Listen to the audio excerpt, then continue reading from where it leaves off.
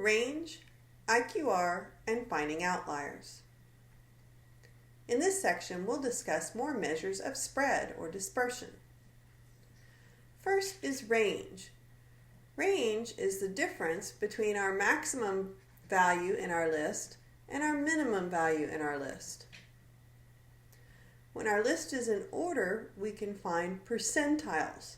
Most common is the 25th percentile, or Q1, the 50th percentile, which we've already talked about as our median, but it's also Q2, and our 75th percentile, or Q3. IQR stands for interquartile range,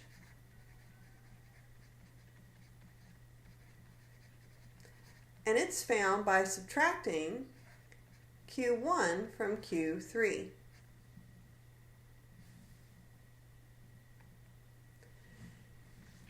The values of the minimum, Q1, Q2, Q3, and the maximum make up what is called our 5-number summary.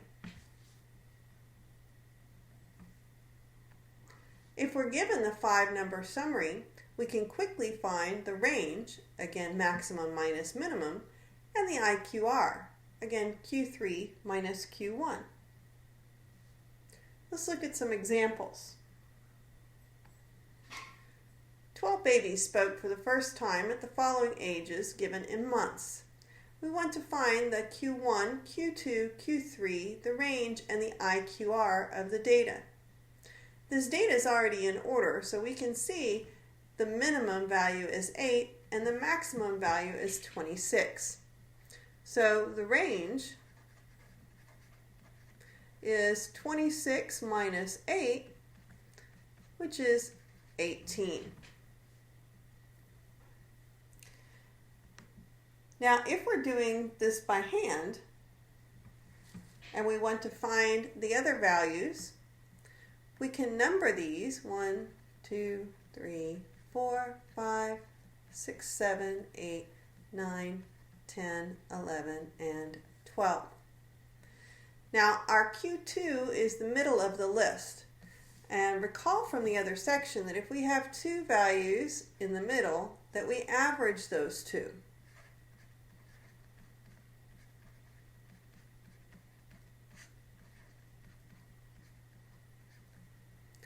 Now to find Q1 and Q3, we're going to look at the remaining parts of our list.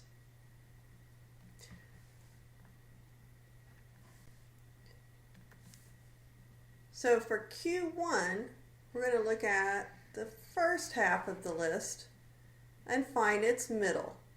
It will be between 10 and 11.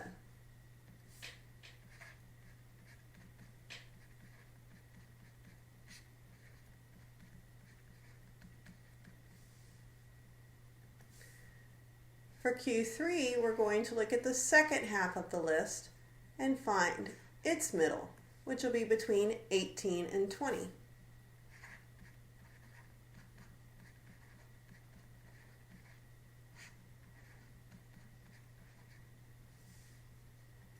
Our interquartile range is Q3 minus Q1.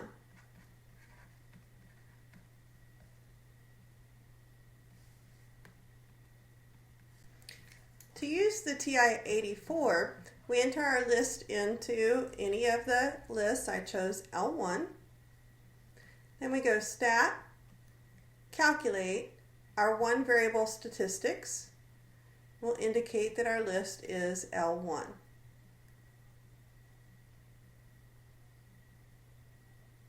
When we scroll down, you can see that they give us the minimum X, Q1, the median, which is Q2, Q3, which is 19, and the max. And from this information, we can compute our range and our IQR.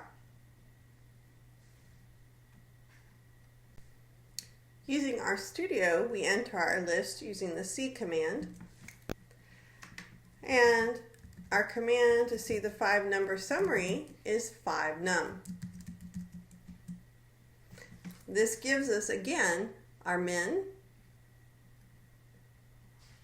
Q1, Q2 or the median, Q3, and the max.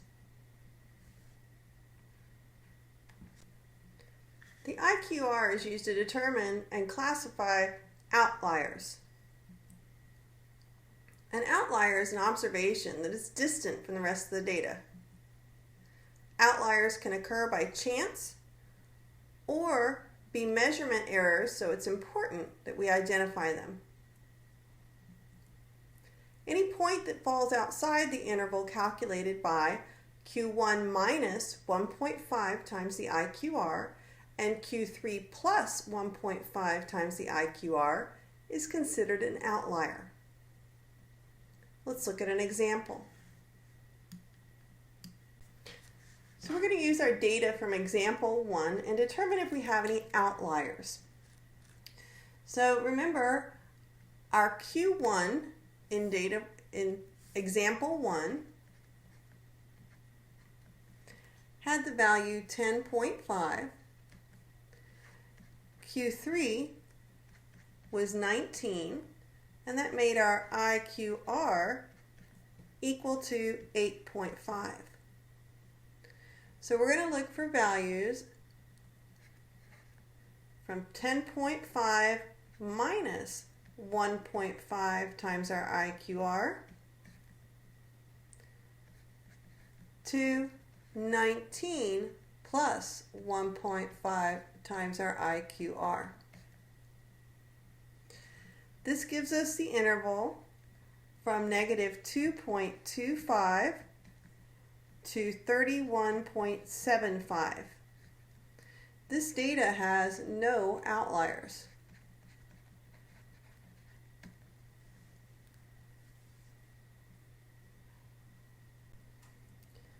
So there are other percentiles besides our Q1, Q2, and Q3 that we might want to know about with our data. The kth percentile means that k% of the ordered data values are at or below that data value. For example, if I have a median of 100, then 50% of the ordered data values fall below or at 100. And 100 minus k% will represent the amount of data that falls above that percentile value. So again, with our median of 100, then 50% will lie above. If you're looking for the measurement that has a desired percentile rank, then the measurement with that rank or position in the list is n times p plus 0.5, where n represents the number of data values in the sample. Another example. In a collection of 30 data measurements, which measurement represents the 30th percentile? So we have n equals 30, and we want to know which one represents the 30th percentile. This means 100 times p is 30, which gives us a p-value from our formula of 0.3. Our formula is n times p plus 0.5. So we'll have 30 times 0.3 plus 0.5. That gives us 9.5. So, since this is a value between two integers, when our list is in order, the value that we're looking for at the 30th percentile will be between the 9th and 10th values in our list.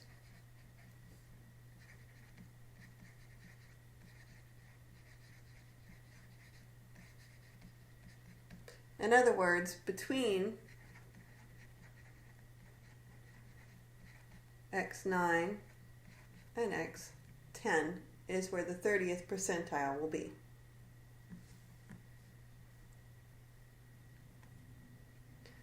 Suppose you know the position of a value and you want to know what percentile it's ranked at. If you have n data measurements, the first one, x1, will represent the 100 times 1 minus 0.5 divided by nth percentile. The second value, x sub 2, will represent the 100 times 2 minus 0.5 divided by nth percentile. And in general, xi will represent the 100 times I minus 0.5 divided by nth percentile. Using our data in example 1, let's determine the percentile of the fourth order statistic. From our list in example 1, the fourth value, x sub 4, is 11. Our subscript here that we're looking for is our fourth value. We have a total of 12 items in this list. So by the formula on the previous page, it's 100 times our I minus 0.5 divided by n. This gives us 29.2. So 11 is at the 29.2th percentile.